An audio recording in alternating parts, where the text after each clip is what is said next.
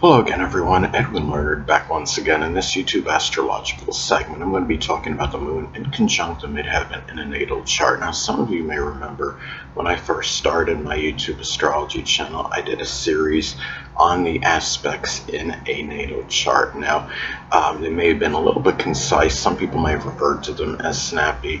So what I decided to do was make another series on them in which the videos would be a little bit longer and more descriptive. So anyway, first thing up is, well, if you have the moon in conjunct the midheaven in a natal chart, an adjustment, which is the inconjunct, may be needed between one's emotional needs, which is the moon, and career-related matters, which is the midheaven. One or more may be overemphasized. It could be where you're either dominated by your emotional needs and things that you just feel comfortable with, which is the moon, or you could be and not devote enough time to career-related matters, career ambitions, or it could be the other way around, where the career-related interests may dominate to the expense of one's emotional needs.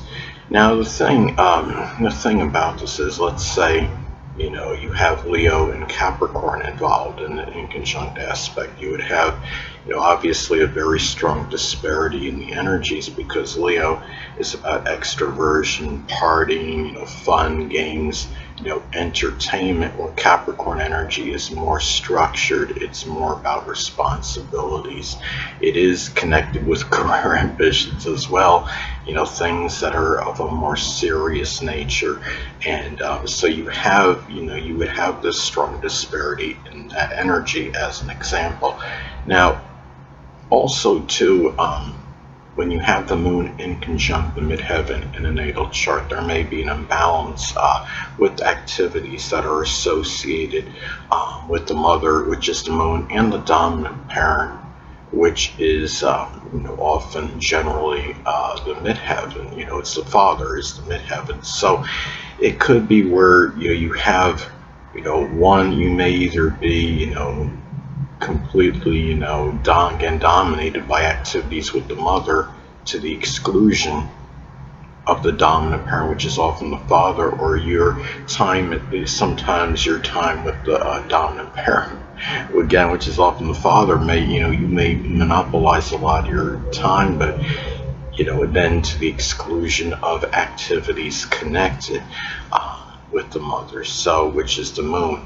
Now, let's say if the moon is in Pisces as an example, it could be where the mother may either actually be a Pisces sun, moon, or ascendant person, or simply embody Pisces characteristics. It could be someone that is very idealistic, sensitive, emotional, sacrificing, forgiving, compassionate, imaginative, idealistic, but may also at times be elusive or deceptive and duplicitous, as some examples.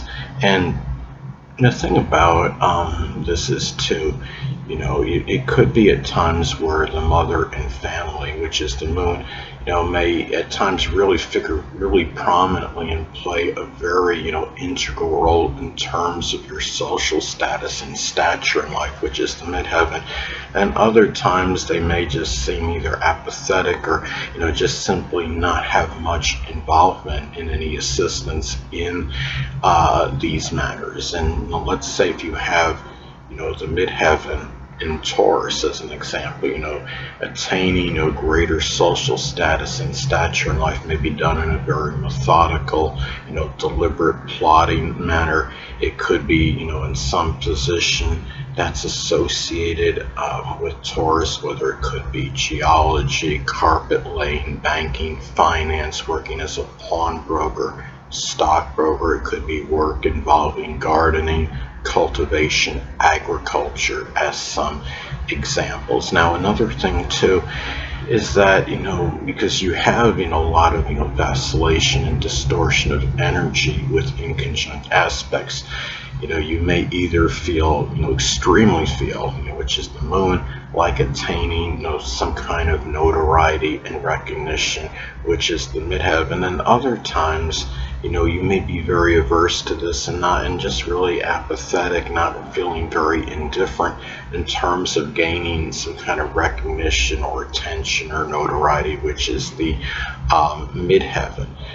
If the midheaven, say, is in Virgo, as an example, there may, be some notoriety or recognition that may be attained for work in analytics or statistics, doing something connected with health and fitness.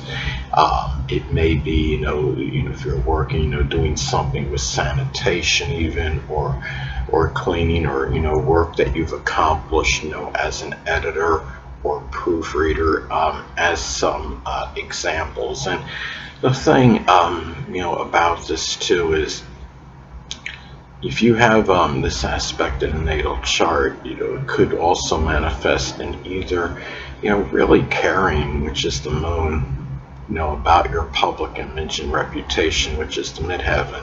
And other times, again, it could be a lot of indifference and apathy, where you're not even, even remotely concerned about matters associated with those things. Now, if you have your midheaven in Aquarius, say, as an example, the public image and reputation at times may be one of a rebel. It could be one that's very non-conforming, really, very, in terms of freedom, being eccentric, maybe a little bit bizarre.